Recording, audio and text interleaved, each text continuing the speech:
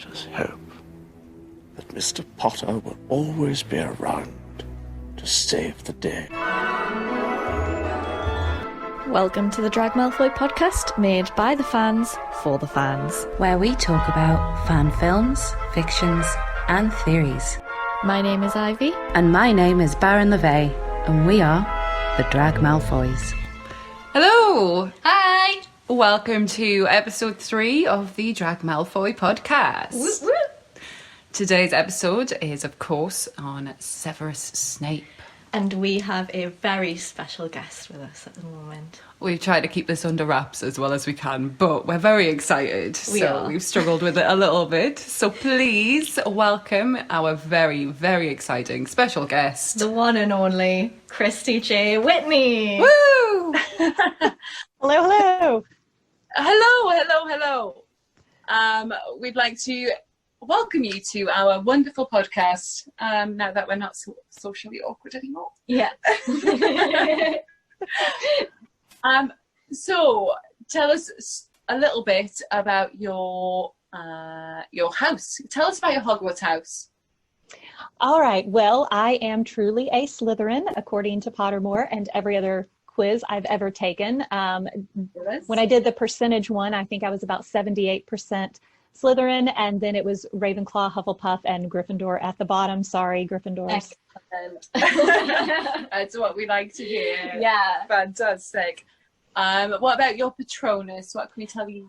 My Patronus, very familiar to you, is also a buzzard. So the lovely carrion bird that goes around and eats dead things for the good of nature and society. So I find it just oddly satisfying that the buzzard is my Patronus. I don't know why.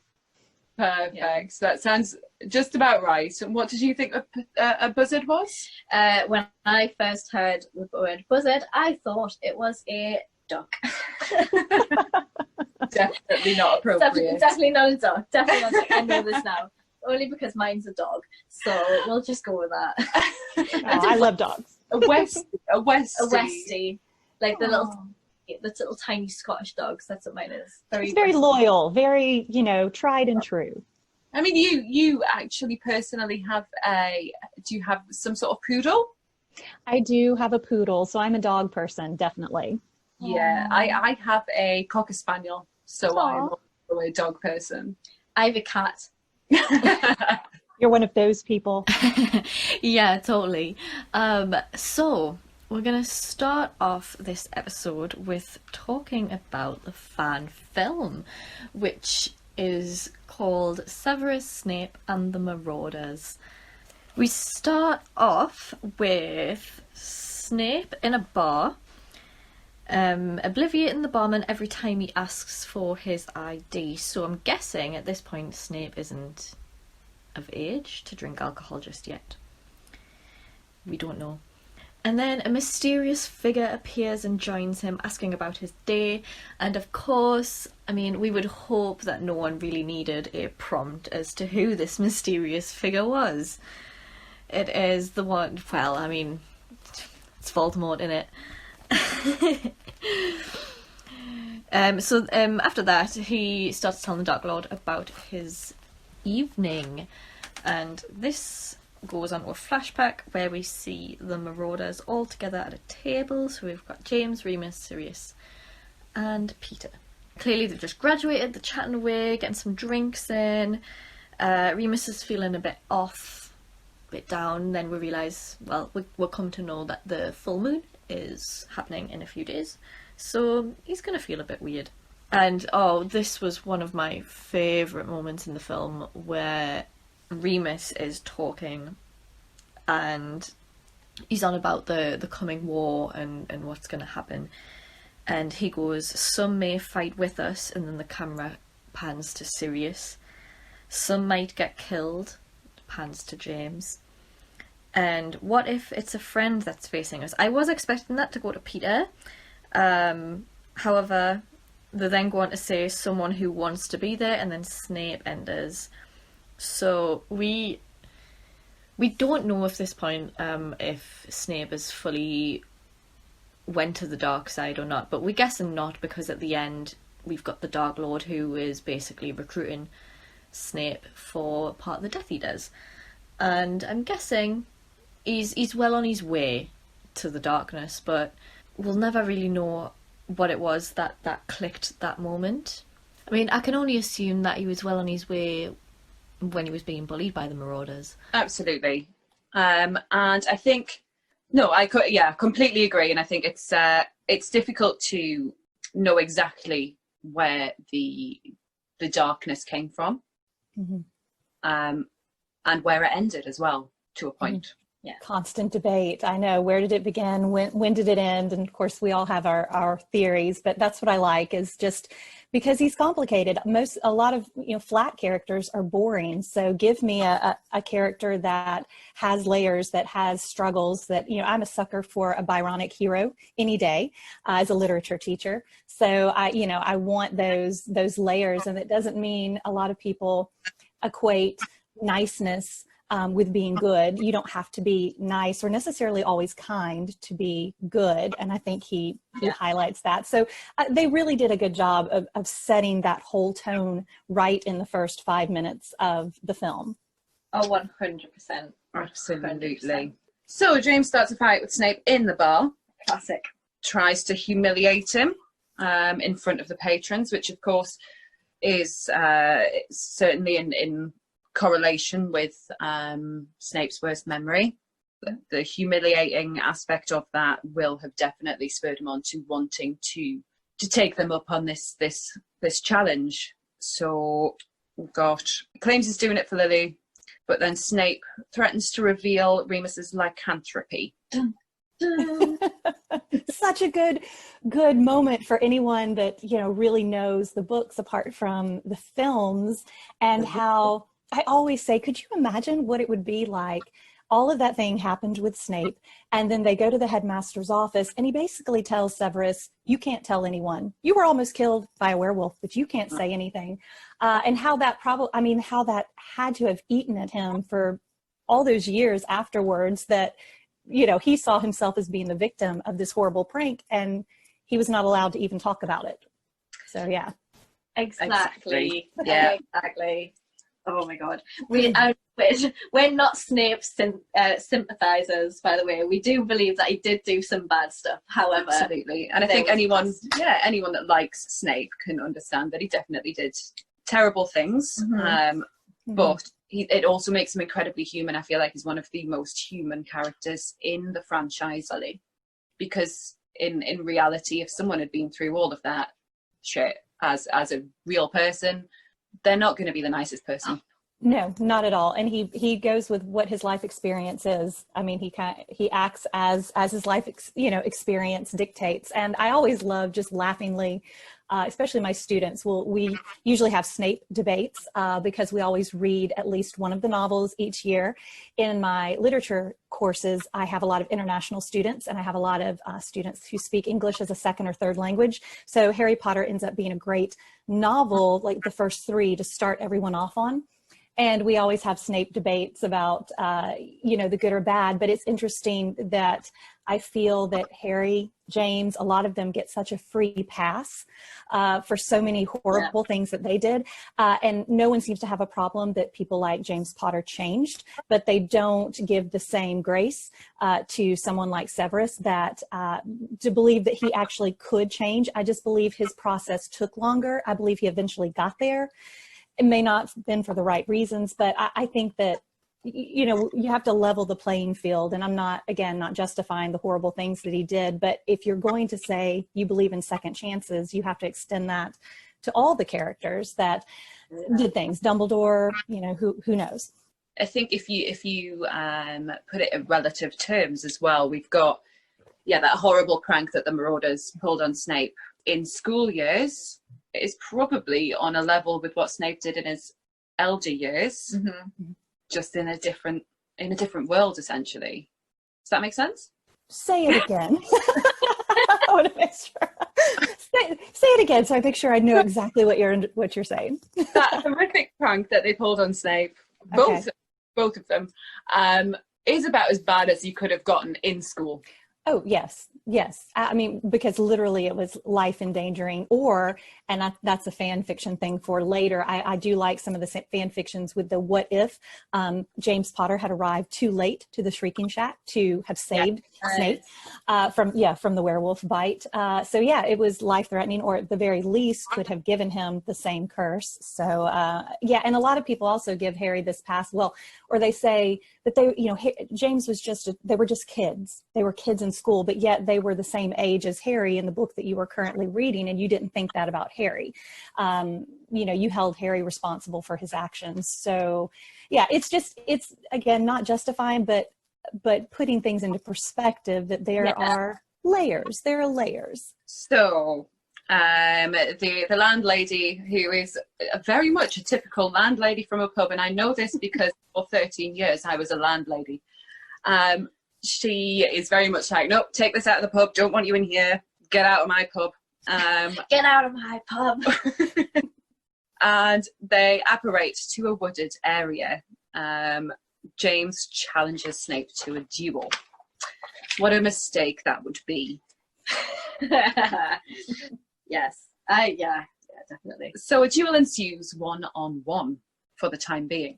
What I did find really interesting was the use of when James fired, there were darts or arrows from his one. I thought that was really interesting. I wrote that down, and even so, Remus disapproved of that. Remus was like, "Well, that's not fair." Yeah, just very. It was a great way to do a wand battle, and even just the little. When they apparated, just the little homage to the books and the fans, like Peter not dealing with the apparition very well, and so Remus hands him a little bit of chocolate. The conversation that Snape and James have right beforehand with she's not a prize to be won, which I felt was very.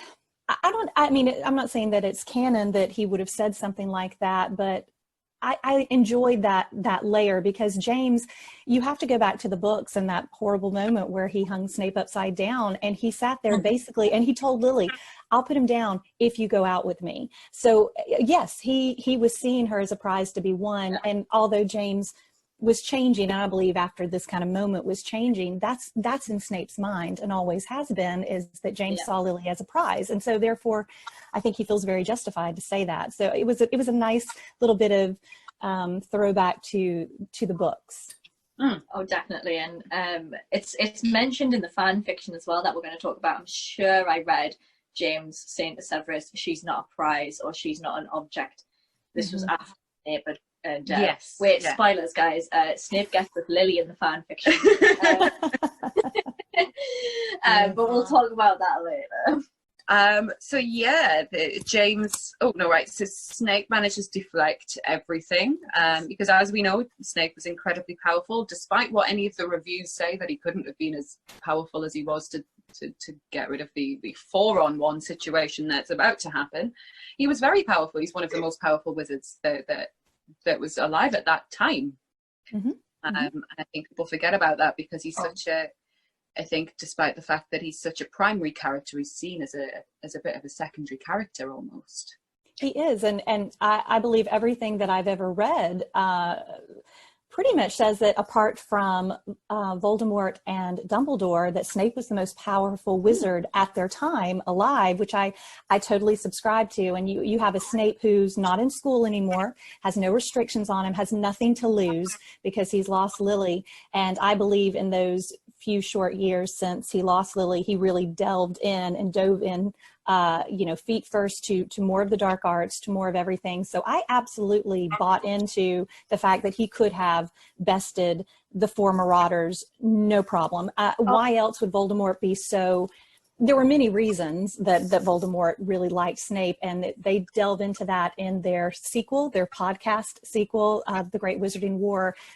I've listened to all of them. Yeah, it's really Yeah, so I love that, and I had absolutely no problems believing he could totally beat the 4 of them. Oh, of course, I really almost say 3, because we know Peter wasn't exactly adept, but I only got involved at when egged on. And I've written in brackets, for what it's worth. Yeah, for what it's worth. Yeah. We've also got to remember that, in the canon books films that Snape was so powerful in occlumency that he managed to shut out the Dark Lord and lie to the Dark Lord without the Dark Lord second guessing him. So for years. For years, exactly. Yeah. That would have took some skill. Like we said in our second episode, he said that almost everyone, Voldemort almost always could tell when someone was lying. So we knew that Voldemort couldn't tell that he was lying. Yeah, and there was so it was between Narcissa and Snape, and Narcissa and Snape both lied to him, which was big. Yeah, which is great. And then, of course, a lot of people immediately go to film when they point out, well, McGonagall defeated Snape, and I'm always quick to say, no, she didn't. I don't think she would have been able to. He allowed it for the sake of maintaining his cover. And if you've read the books, you know all the reasons why he allowed her to defeat him. But a lot of people jump on that and say, well, she beat up on, no, not at all. That and I think Alan Rickman does a wonderful job of showing that in his eyes in those short few moments. Yeah.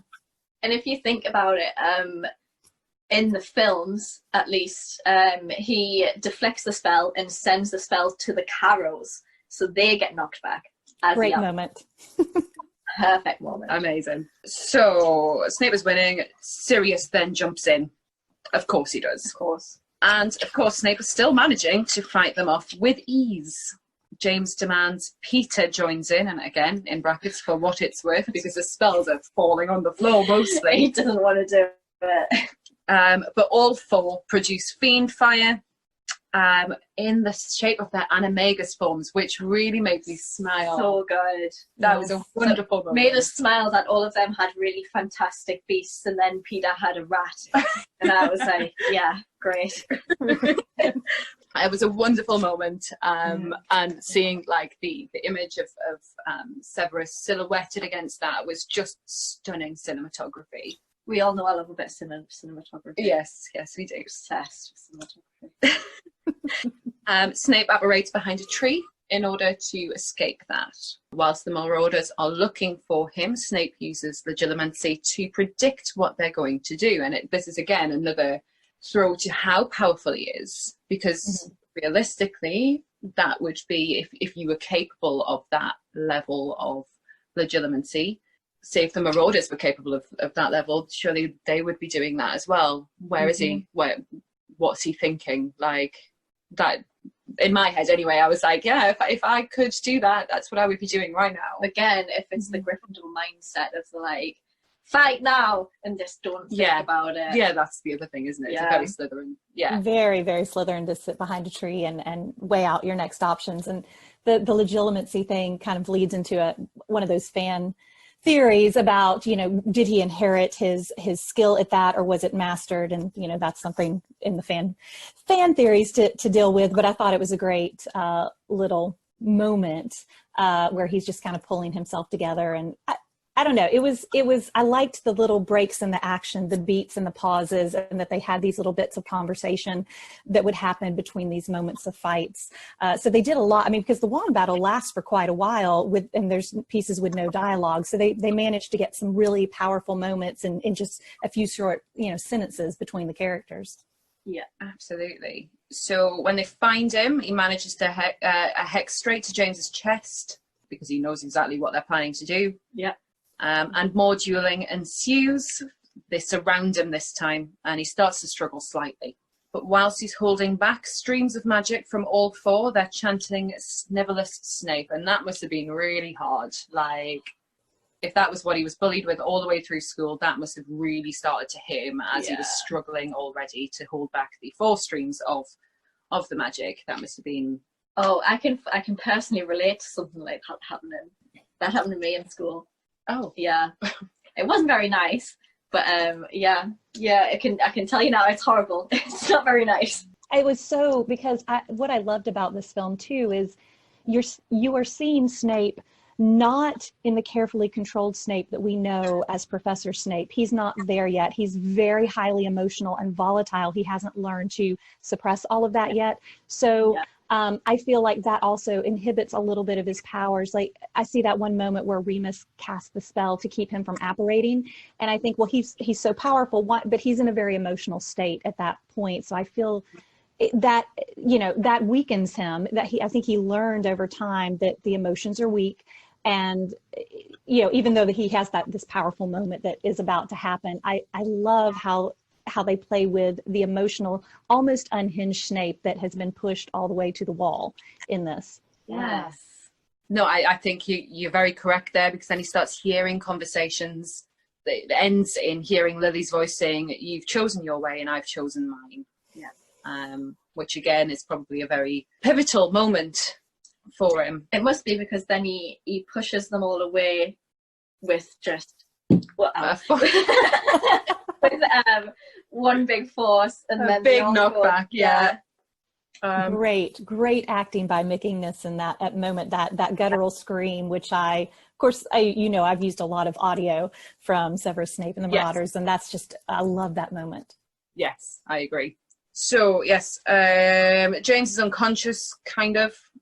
Sirius watches Snape approach James and attempts to throw some hexes towards Snape. Snape knocks it straight away very easily and throws a Crucio at him. Some of the fan theories that Wahlberger and Orion Black used Crucio as a discipline. That's he would have experienced. Yeah, absolutely. Before. It's not new to him if we go by. Absolutely. He then throws Sectum Sempra at Remus, which was a nice moment. I really enjoyed that. Yeah. So good.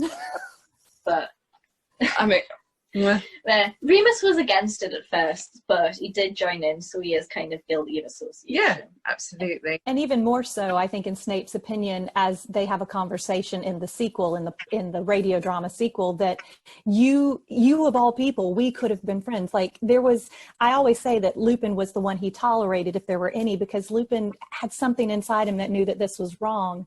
And so I think he's less forgiving of Lupin for that reason, because you could have stopped this. You knew that this was not the way to go. Lupin, was he the only one who had his blood tarnished, I'm going to say in quotation marks, because he was a werewolf? Because when Potter and Sirius were pureblood, was Peter a pureblood? Ooh. That's an interesting thought. Because Snape's also half-blood. Mm-hmm. So Lupin being with his blood purity being tarnished by the werewolf with I can't say it. Lycanthropy. That. Yes. They could have been friends.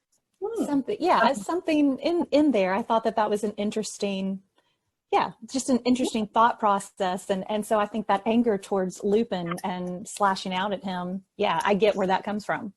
Yeah, and I mean, obviously, adding to that the vampire theory, which we'll get onto anyway. But literally, my favorite. Love the vampire theory.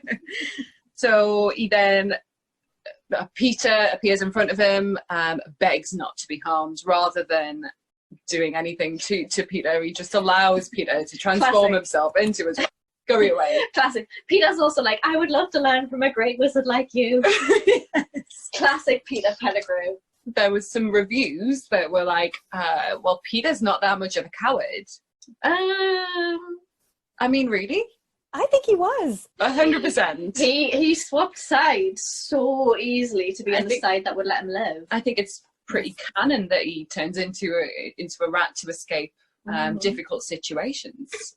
He's so manipulative, which of course is that argument, was he really supposed to be in Gryffindor? But I believe you can be in other houses and still have traits from other houses. But they, when you do personalities of the Hogwarts houses, you have, when you're on your positive side, these are your traits. But if you're living negatively, this flip-flop. So bravery becomes cowardice.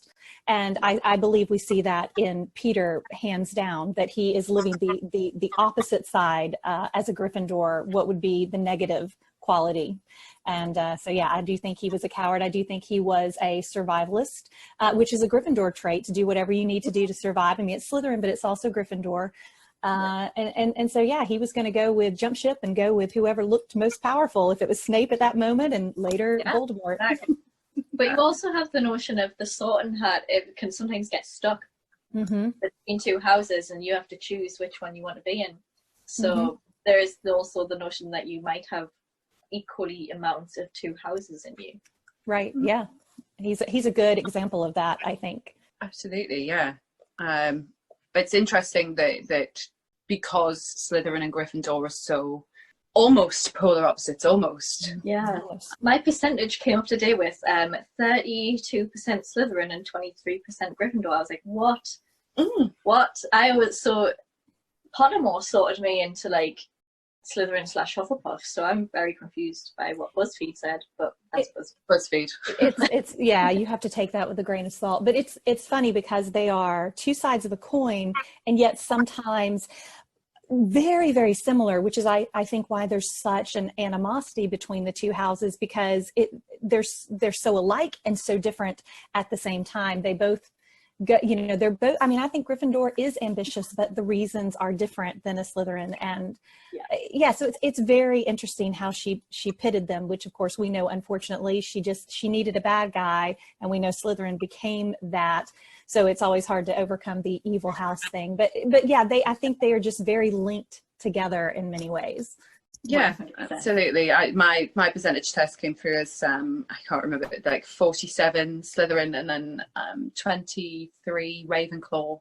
Mm-hmm. Yeah, yours was Slytherin, Ravenclaw. Yeah. And then Gryffindor and Hufflepuff. Yeah, mine wasn't. I've always been known to be a Slytherpuff, and I'm just like, this is my whole life is a lie. But now I'm going to take what Pottermore said more than anything.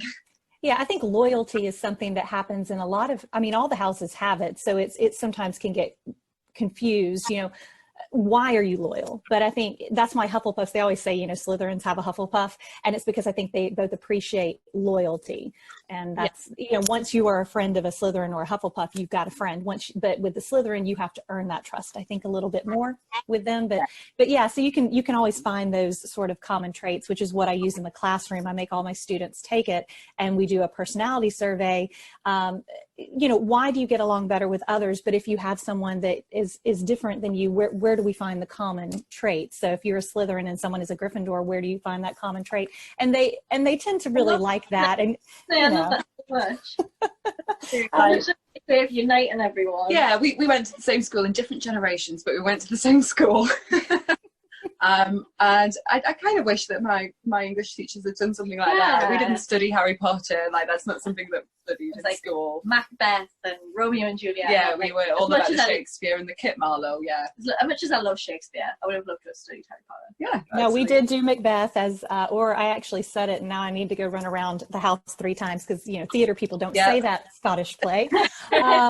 But we were studying it, and then everything that I did after that, we would say, well, do you find this particular person would be sorted into Slytherin? So it's a great way to use those literary characters and figure out where that they would go and why. So that sort of keeps the students engaged a little bit more. But yeah, I teach seniors the last level, so we always have to do McD or Hamlet. Yeah. So that's what we did this year. But it is fun to talk about ambition and all of that, and we related it to Slytherin, and yeah. Cool. I think, like I said, I had this conversation with my partner yesterday. I feel like Hogwarts houses for a certain generation or a couple of generations have become almost like horoscopes. Yeah, it's less about whether or not you're a Capricorn or an Aquarius. It's whether or not you're a Gryffindor or a Slytherin. Yeah. Although my girlfriend took the test just the other day for the first time. She's not a huge fan of Harry Potter.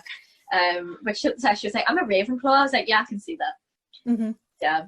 It's a simplified version of personality tests because, there's the Enneagrams and all of that. But I went to a convention last November where they used the Enneagram and the Hogwarts houses. And so they which Enneagram number would go into which house. So it really, the 4 are just really that simplified. But within that, there are all these layers of personality. But it's a good place to start, I think, when you're just dealing with someone. And it's fun too. Yeah. It's like Friends characters, isn't it? Like, because they're all such like extremes of characters that everyone's got a little bit of them in them.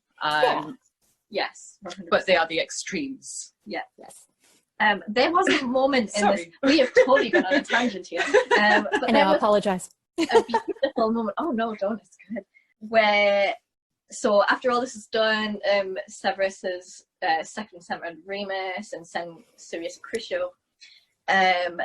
there is a moment where Snape goes up to James and there is an intent to kill there. Snape goes, "You think you can hex and curse me all these years, take away the one person I care about, and you think you can just brush me off. You have no idea what it feels like to lose something and to be me. It is just, oh wait, so yeah, he's just about to kill James at this point, but I find that such a beautiful moment. We've both done this audio. I know that we've both done this audio as Snape. It's so perfect, because you I think at that point, if you haven't been bullied in school, it's at that point where you realize how much of an effect bullying has on a person. And like, they take away so much from this person's life, and then at the end of school, or like maybe like 5 years later, they're like, "Oh, hi, how are you doing?" You're like, "Well, no, you can't, that's not the relationship that we've ever had, so you can't say that." I actually have a note here saying that I feel like the reason I relate to Snape is because of my school years. And I know that you said in a live recently that growing up, it wasn't normal for a female to be a bit nerdy. And I mean, I don't know how old you are, and I won't ask because it's not polite. However, I don't think I'm that far behind you. I grew up in the 90s, and I know it's not okay to be a nerd in the 90s and female. It's more okay now. I grew up in the 90s, and it was still a bit weird then. You were still, it especially when I grew up. I'm a bit ahead of you, but I was in the pivotal years of school in the early 90s, in high school, and I didn't. It was okay to be a theater nerd. That was okay because I was creative and artsy, and that part was okay. You had this contingent, but anything more than that, like, you know, that you read Dungeons and Dragons or high fantasy books, that you bought the little paperback books in the bookstore, or, you know, that you watched some of these movies that just, I only knew guys that did. So I did, that's why I had a lot of guy friends, I think, because of just relating to that. But I didn't know anyone. None of my girlfriends liked anything like that. So I do the outsider part of Snape is what I really relate to, and that bullying, and when all of that just spills out at the end, because a lot of people just say, why didn't Snape just get over it? I mean, that was in school. Why doesn't he get over the bullying? But yet we'll turn around in real life and talk about the effects of bullying that you know, are lifelong if you don't learn to deal with them. And I don't think Snape ever really learned how to healthily and properly deal with the effects of bullying. And this is, you know, what happened. So I don't think we can discount. And if you go back, people that look at the films see only what the films show of the bullying. And if you haven't read the books, you don't realize that it started from age 11 with James Potter and went for years. And there was so much that Lily, I don't think, ever knew of the bullying that would happen, because we all know James was a liar, and he would present his best face forward with Lily and then turn around and do something horrific. So, I mean, we don't even, as the reader, know what possibly could have gone on. But that anger and rage that he puts into Snape at that moment. If there was one part that I was going to say, I don't know that when he starts to throw the killing curse, would he not have? That is such a crazy gray area in that moment, but it's so powerful. Yeah, I've got a note about that. Yeah, he's about to use Avada Kedavra when Lily appears between them. And I think that he probably did mean every word of it. Oh, yeah. Whether or not he actually thought about the consequences. It was an in the moment situation. Like, they had surrounded him, they chanted this thing while walking in a circle. It's years and years and years of pent-up aggression. He's newly from school. He's not going to know how to deal with that just yet. No, I think anyone who's 17 years old is not going to fully, especially if you are emotionally struggling, you are not going to fully understand the consequences of using something like that, even at 17. Yeah. When you should know better. I genuinely think he meant every word of it, because he had a Severus wanted to kill Snape. Severus wanted to kill Snape? No, wrong word. Wrong word. You know what I meant. Severus wanted to kill James. And he would have 100%. However, is this actually what we expect from Snape? In general terms, probably not. Yeah. Well, I wrote, at first, when Lily appears, she's angry at Sev. I'm going to say Sev because that's what I wrote. She just jumps to the conclusion, like James haven't bullied him their entire life. But also there's that moment in the books where they have Snape upside down and Lily has a ghost of a smile. Yes. Yeah, people don't realize that it doesn't really get taken care of in the films. No, so. no one talks about that. She wasn't as innocent as she made out. Yeah, I'm not, like, some people will completely bash Lily, and I don't, I mean, I agree with her for breaking it off. I mean, I totally agree. But she's not an innocent in this because she's portrayed as being very smart. She's not naive. She knows what's going on. And so, again, I think she's a more complicated character than a lot of people paint her out to be. Absolutely. And I think that's probably why there are so many Lily cosplayers, particularly on TikTok. Mm-hmm. Yeah, because there is, yet again, in the same way that we do the Malfoys, there's not enough to... Like, she's highlighted as a character, however, there's not that much written about her. Yeah. And an important character without an important backstory. Yeah, we only see everything, and I do remind my students of this, everything in the books are from Harry's point of view. And so that's biased from the very beginning. So you only see it through Harry's eyes, whether he's looking at a memory through the pensieve, which is more accurate probably than anything, but just in his general narrative, it's through his eyes. So Lily is painted as this golden ethereal figure because this is his mother who is dead, and everything is through those rose-colored glasses. But I think we know in reality, everyone has layers. And there's a lot that happened, I believe, between, say, that age 16, 17 and, age 21 with that. There was a whole lot of relationship shifting that we don't get to see. Yeah, exactly. Absolutely, yes. So then we've got James concedes and apologizes. Very unlike James from what we know in the books. He tells Lily that he started it. Mm-hmm. She was very surprised at that, very surprised. Yeah. And then Severus says, I'll never bother you again, Lily. But then Lily hugs him. And it's very sweet.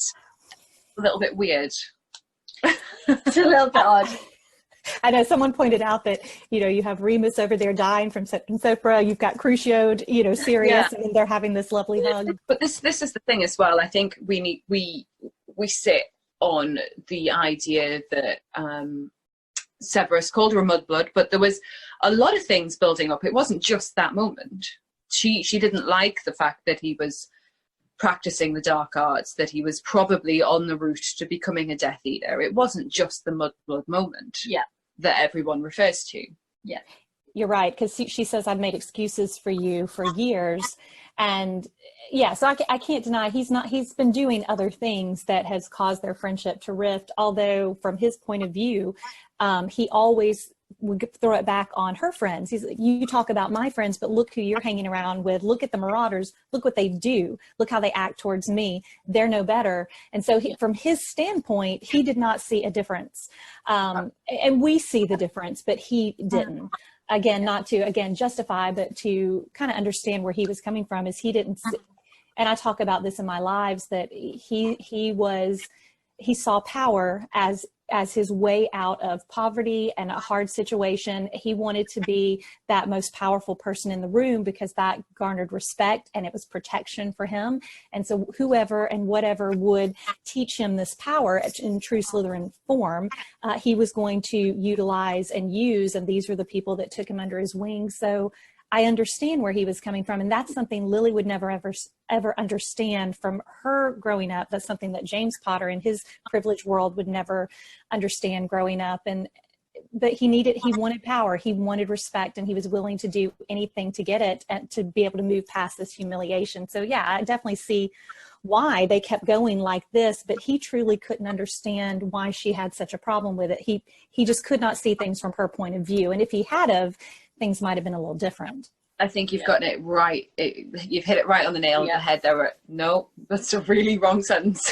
You hit the nail on the head right there. It's the privilege, 100%. If you have that privilege, you do not understand the difficulties that come with being a minority. Absolutely. Yeah. There's also a side note, there's a really, really, really cute moment away from Lily and James and Severus. Sirius goes to Remus to attend his wounds, and it's such a cute Wolfstar moment for all of you Wolfstar shippers out there. It's so adorable. It was very cute, yes. So Lily then says, I hope to see you again, before she disapparates with James, and Sirius and Remus disapparate as well. Yeah. I thought that was good because we don't hear from Lily, and people say, did she ever forgive him? Did she ever? We don't know.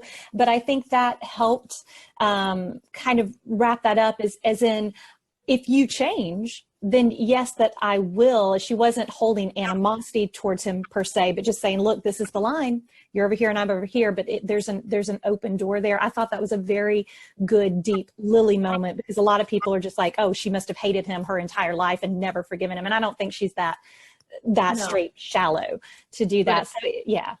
It's interesting that if that is the case, that Severus still chose the power. Mm-hmm. He did. Yeah. He still chose the power. I think that was his way. I don't think he ever thought he could be anything for Lily anyway, unless he was past this place where he was in his life. I mean, he had no money. He was not, he was poor. He was all these other things. And he still saw power as the ultimate way out of it. And maybe somewhere in that mixed up head of his, he thought, if I could one day get to this point, then she would come around. I mean, there are a lot of characters and people who have that thought process. And I think that, part of that, I think, is what drove him, or just that feeling that he knew deep down inside that it was not going to happen. Maybe a mix of both. Which is quite tragic, really. We then find ourselves back in the pub, Severus again beside the hooded man. And the hooded man says, well, I imagine you did enough to keep them scared of you. I know what it feels like to be subjugated, for other people to fear you for your talents. If you hadn't realised who this person is now, you definitely know. I literally wrote it down as one of my notes. If you haven't figured it out, it's the Dark Lord, our good old snaky boy. Yeah. I think you have exactly what I'm looking for our ranks. Another sound I know you've done. Well, there's little, who are you? It's like, you know who. Great moment. And I love that they gave Voldemort the red eyes that we missed so much in the films. Yes, right. So this is a conversation that we had over lunch. It was interesting to see, right, so I understand why they did it. It was interesting to see Voldemort in the Voldemort form that we see in the films. Mm-hmm. Because we don't know that that's what he looked like at that point. But then we do know that there were some changes to his aesthetic, shall we say, whilst he was creating the Horcruxes. Yeah. But I think creatively it was probably a very good choice, because then 100% that is Voldemort. Yeah. Regardless of whether or not you're a huge fan or not.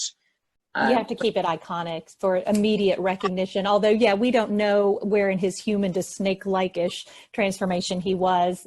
I think there was no other way to play Voldemort in it, because they had to do it in a quick moment with no verbal explanation.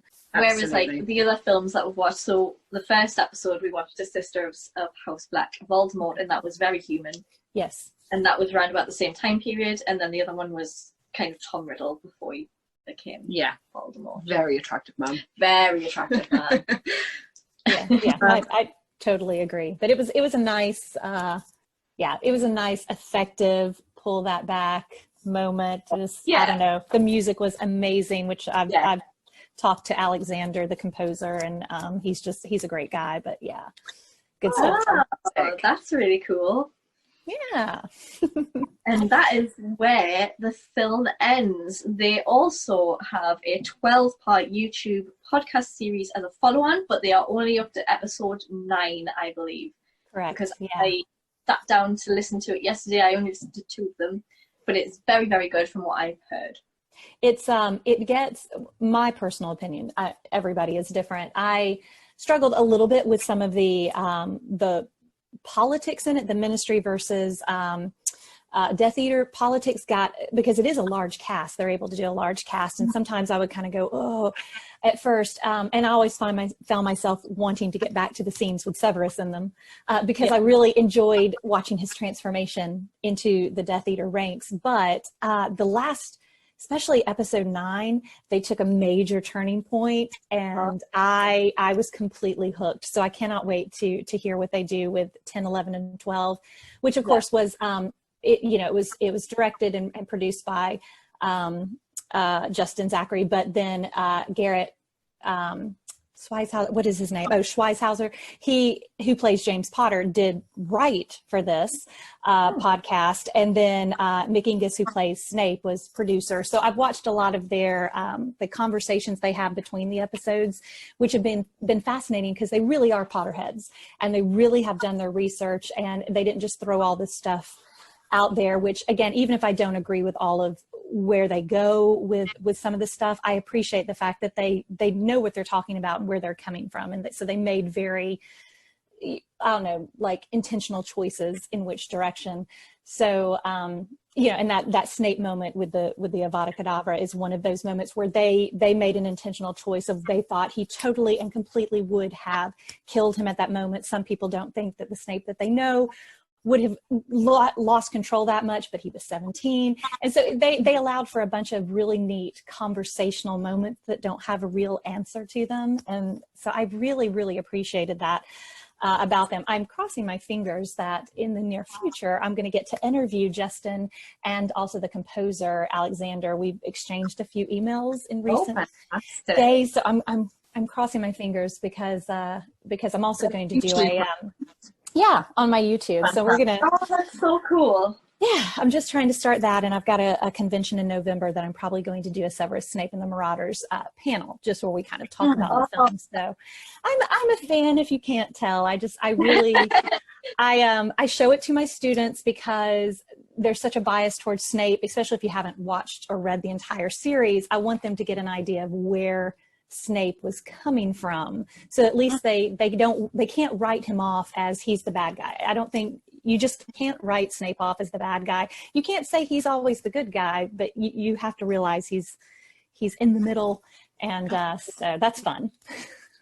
Definitely sits in a grey area right there. Yeah. So the books are called Grey. Yes, good segue. So I will say, for the audience, I have only at this moment read book 1 of Christi J Whitney's Romany Outcast series.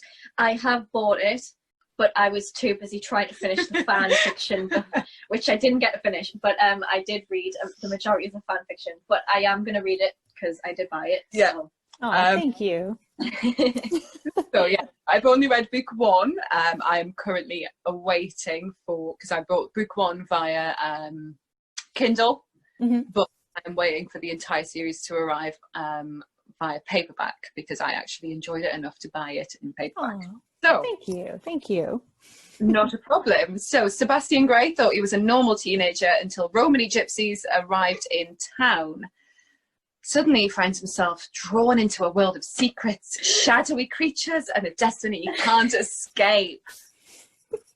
So I lived, right? So I wasn't sure that I was going to enjoy this. It wasn't something that was immediately my cup of tea, but I thought, I've followed Christi for a while. I want to support a creator that I support in general. Yeah. So I'm gonna give this a go. And as I said in a message, I don't usually do first person. I don't usually connect to a first person book, but I actually really enjoyed this. Like more than I ever thought I was going to. I got a message from Baron earlier on in the week being like, so I finished the book. I cried. I was like, which is very unlike Baron, because Baron doesn't usually cry at media. I don't have emotions, so so it felt like a mixture of Romeo and Juliet mixed with Beauty and the Beast, and I really appreciate that. So where did your inspiration come from? Oh, well, you're correct. So Beauty and the Beast has always been my favorite fairy tale because I always loved the Beast until he became the prince, and then I was not so in love anymore.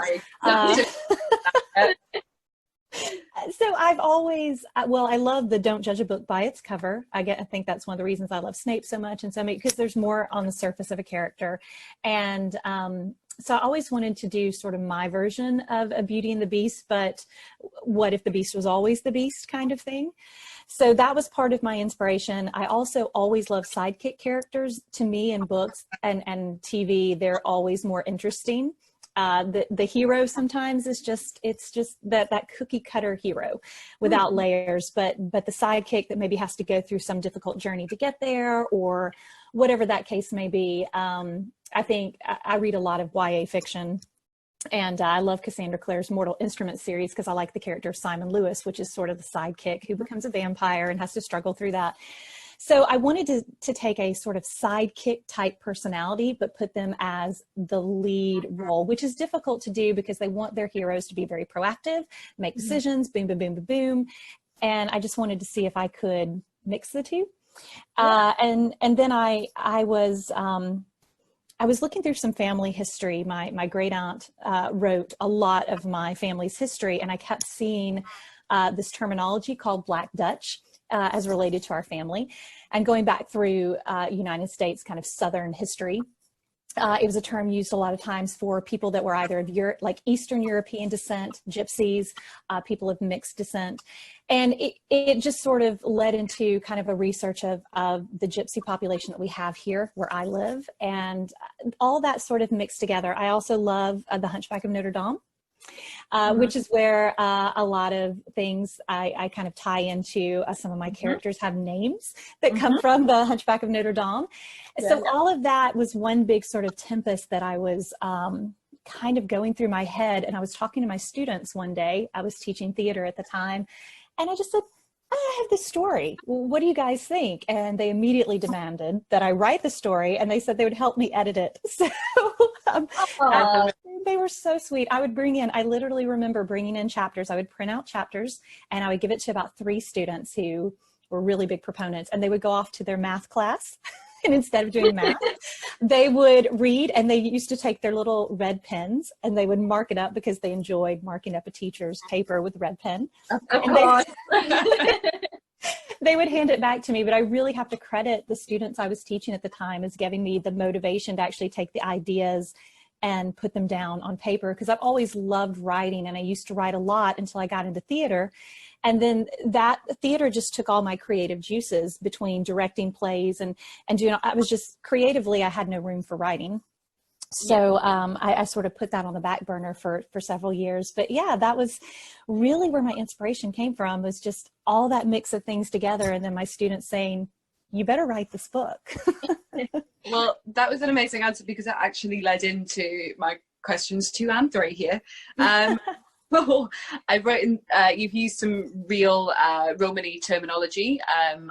My mother's husband has got a Romany background. You didn't know this? No, but my dad's mum has a Romany background. Well, probably related, sweetheart. Probably. So I understood some of this terminology anyway.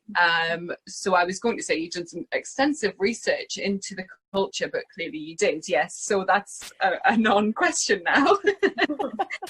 I really tried, because it was important to me.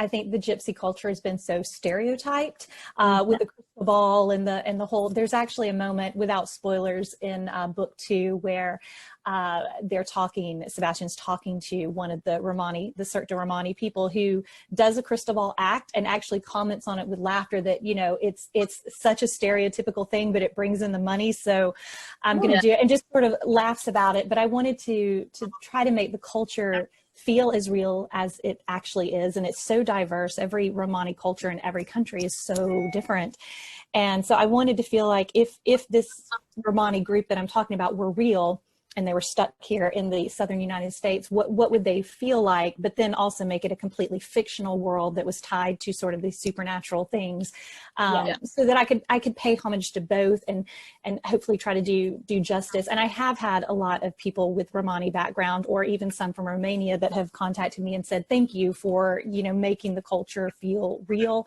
So that made me feel very good, because that was my one concern is I definitely did not want to delve into that shallow stereotypical thing that happens so much in film, especially with gypsies, and even using the name. Some find it offensive, but in here in the United States, it is not so in a lot of the cultures, that they accept that and appreciate it. And so I actually here either, I know. Yeah. I think we pronounce it differently, but yes, it's the same thing. Yes, yes. So we talk about that and why every culture is different, and some will be Romani, some Romani, some. I went back and forth with my editor, even because my publisher is British, and I was like, "Do you say Romani, Romani?" You know, because we pronounce things differently. So I was curious. I lived for 7 years while I was a nightclub manager. I lived in a city that had a huge Romani and Irish gypsy community. Is this in York? York. I lived in York, and it was every year over race weekends we would develop another 20,000 in the gypsy community. And I used to in my club out specifically for the gypsies during that time. We were the only club that would allow it. Mostly, like, I mean, realistically, mostly it was for the money, because we knew that it would come in. But we also knew morality-wise, although that they have their own morals, they would always make sure that we were well seen to, because we respected them. I always appreciate that. That's a big thing amongst the gypsy community is respect. Absolutely, yeah. And if you respect them, they'll respect you. But in this day and age, people are so quick to judge. I know that we had a couple in my year at school. Anyway, we had a couple of children who were gypsy, and they were bullied to like no end because of like their family, which was not very fair at all, because they're just people, you know, with just a different culture to what we have. Yeah. And they should have respect as much as we do. And obviously, my maiden name being a gypsy name. Is it? My original maiden name, yeah. The one that you know my brother of, yeah. Yeah. My original maiden name is a gypsy name, because I had that name. It helped ensure a level of understanding with the travellers that I was working with in the nightclub. Anyway, that was completely beside the point. But along the lines of the fact that you wanted it to be almost a sidekick who became the main character, I felt I could heavily relate to Sebastian. And when you said that it was because he was a sidekick, that like we both have theatre and acting backgrounds, and I was always the sidekick. I was always the comedy relief, or I was the best friend. I was never a leading lady, because I was never attractive enough to be a leading lady, or I didn't have the voice to be a leading lady. So that, I think I'd written, why does this relate to me? And that is exactly why you completely explained to me why exactly, that I understood his thought processes and his emotional responses.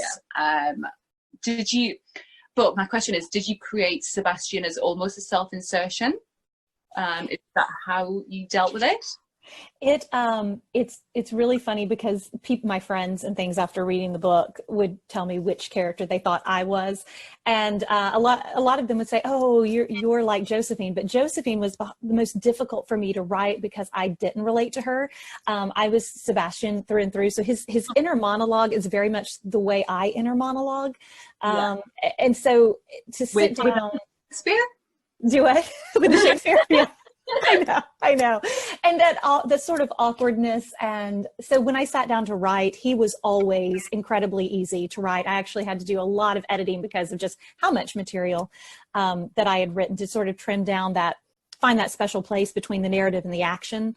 That was something I had to learn for young adult fiction because it's shorter and action needs to come a little quicker because I monologue a lot.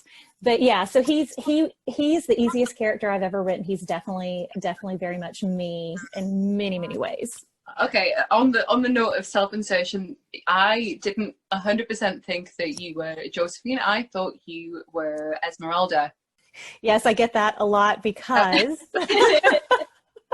and she was, it was a little laughter it was an inside joke for my students. I wrote a scene in which Miss Lucian or Esmeralda was looking out over her drama classroom, which is what I was actually doing that day. I was sitting on the edge of the stage. My students were working on group projects and I was just sort of typing little scenes while they were working.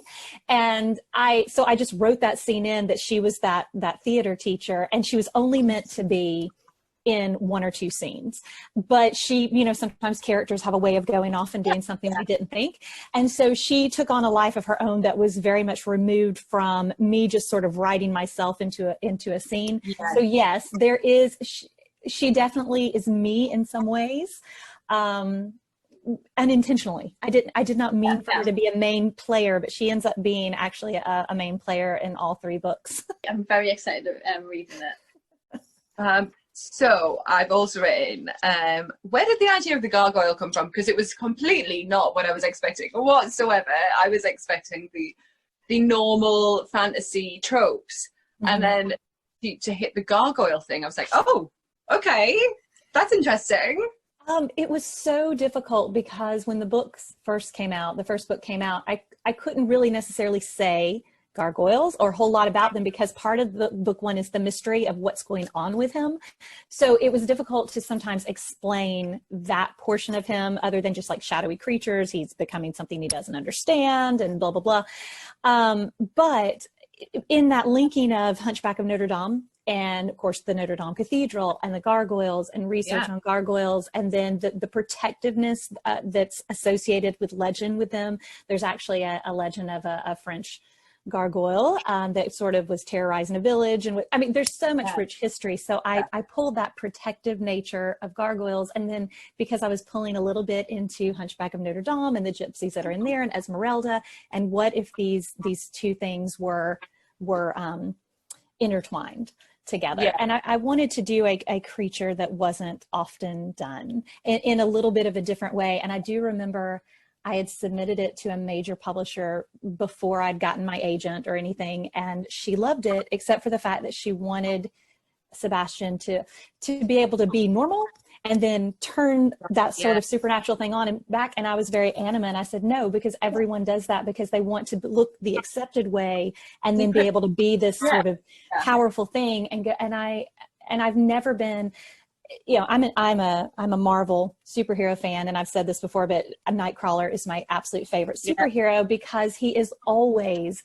that way. He is always this demonic looking creature with a heart of gold whose faith is very important to him.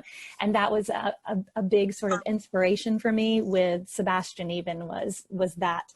So yeah, that's how the gargoyles came into play. And then I just did a ton of research. I live for that. And now my next little bit is because I fell in love with Augustine and I wish there'd been more. Of course, that's the character that I fell in love with. But I then did a bit of research. I couldn't find any fan fiction related to your book series. However, there are many cosplays. And I was very excited about that. But I wanted to ask you how you felt about the fact that you'd created a fandom that people were passionate enough about to create their own content around, because obviously being part of a fandom that creates content like this, but then against things like that, you've got Anne Rice, who was adamant that this kind of thing doesn't happen about her work. So how does that make you feel? Well, I'm flattered, first of all, that, I've had people that I know that have written little fan fictions and shown me, but probably the struggle with being a sort of beginning author is just getting the word out that you even have books out there to read. and that was the struggle. And I've absolutely loved having HarperCollins UK as my publisher, but the challenge is they did absolutely zero publicity here in the States. So everything for the book has fallen on me. And even in the UK, they only did a little bit, because just debut authors. So just to get people to know that there were books out there took a really long time. I just feel in the last maybe couple of years, it started to get some traction. And so I've started to see the cosplay, which I do. I love. I'm kind of in this weird middle, like, because I have a lot of discussions about, say, Harry Potter and the Cursed Child with people who adamantly don't accept it as canon. And I tend to accept it as canon because as an author, I think, well, what if I wrote the fourth book to the Romani Outcast and everyone just refused to accept that it was canon? Like, but they're my characters. I invented them and their story. So I lean toward the, if the author wrote it, then, we kind of need to accept it. But it's also a gray area where you're also, as an author, want to present this out there and then allow people to expand on it and to do their own take on it. So I try to sort of skirt the line in the middle with how that goes. But as far as people doing fan fiction or cosplay, I think it's great because it just means that they liked my characters enough to want to do something with them. So I definitely treat it as an honor when I see it. Yeah. Good, because I've looked at my wardrobe and gone, how can I do August? Just say it. He would be a great one, yeah. No, but we agree in that respect. Neither of us are huge fans of The Cursed Child, but we understand that it is considered canon, and we would never decide that it wasn't. Yeah. But I think that's just personal opinion, isn't it? I think the only thing that I have an issue with Cursed Child is because I play her myself, so I'm just like, Narcissa Malfoy, you would have not been that person. Yes, you would, but that's okay. Yeah, there's there's plot issues, there's holes, there's all kinds of things, but overall, I think it is very, what I appreciate as a Slytherin, it is a very Slytherin friendly piece of work and allows for you to see good Slytherins and Slytherins doing more things and having complications. And of course, having seen it on stage makes a world of difference than just having read the script. So I was head over heels in love with it after I did get to see the production. So I was going to say there's a really, really wonderful Delphini cosplayer on TikTok. I have seen her, yes. She's so cool, isn't she? She had actually recently made a video saying that she didn't like the book, but she really enjoyed the stage production. She thought it was so different and that you need to see it on stage before making a judgment about it. Obviously my partner and I are huge Potterheads, and of course you. I am. I'm the third wheel. So we do have every intention of at some point, we do have the book, neither of us have been a huge fan, but we do at some point want to see the stage production because we're not going to count it out completely.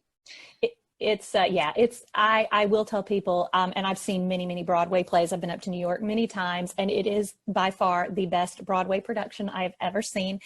We did have tickets to see Cursed Child in London in September, but with things being the way they are, I don't know when we're going to now get over, but my goal was always to see it on Broadway and also to see it in the West End. So still trying to do that. But yeah, it does make a world of difference to see the full thing in its production scale. And it is in a lot of ways a piece of fan fiction, but that's okay. That's okay. It was really well done. So that's, and I do have some quotes that Snape said in it. I love fan fiction, and I'm not afraid to admit that, because I have a whole night dedicated to it. I do. I have a whole night every Tuesday night on Instagram. I read fan fiction on terrible fan fiction, really bad, backfake, like the worst. But it's I get people to send me the worst fan fiction, but it's enjoyable. It's always enjoyable. It's really yes. I have one final question. So I haven't read the final, the rest of your series yet, but I feel like the first book introduced a lot of what could be continued further into the series. Was this always your intention to write the series, or did you, at the time you were writing it, were you like, it's going to finish here? Does that make sense? Yes. I had when I started all my outlines and everything, I intended it for it to be 4 books, so a 4-part.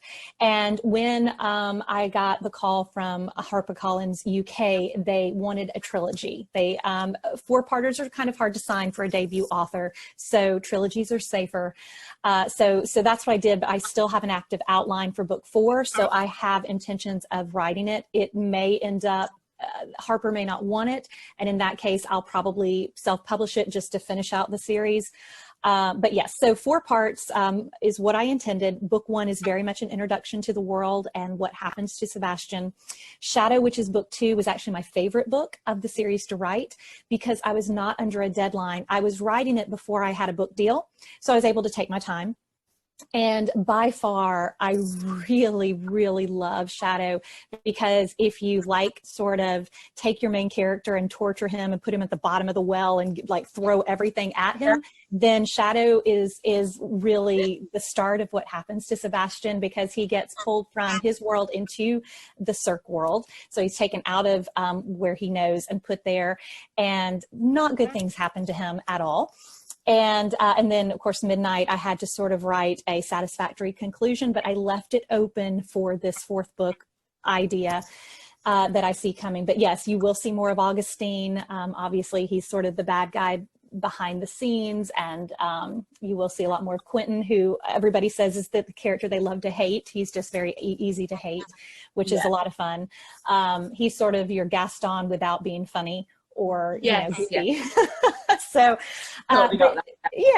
so book 2 gets to explore Sebastian sort of trying to come to terms with what he is now and where he is and how people feel about him and how he's treated, and he's struggling internally with these 2 sides of his self that he has to work through. So because I always love that in vampire type stories, the ones where you're struggling to do the right thing. You want to be this better person, but you have this thing inside of you that keeps pulling you this other direction. I've always, werewolves, all of that kind of struggle I've always enjoyed. So I really kind of put that in with him in book 2. So yeah, it was always intended to be a long drawn out series. So we'll see where book 4 goes, but yeah.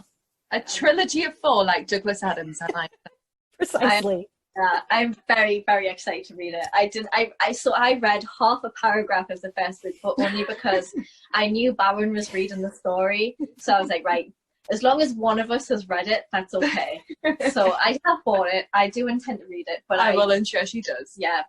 Well, I appreciate it. Yeah, because it's young adult fiction, and like I've had people read it that are not young adult fiction's not really their thing, but ended up enjoying it more than they thought that they would, and that's been a real honor to me that people who don't read YA fiction liked it as well. So. As someone in my 30s, I wasn't sure, obviously, but actually it was a really easy read, which is obviously what is going to come with a YA fiction, but I just felt that I could connect to the characters really well. And the other thing that I mentioned that I haven't written down, that I mentioned over lunch, was the way in which you were able to write anxiety. I was over the moon with that. In moments where you were trying to build intensity, your short staccato sentences that made me breathless was just genius. I was reading it like, I can't. Brilliant. Fantastic. Thank you.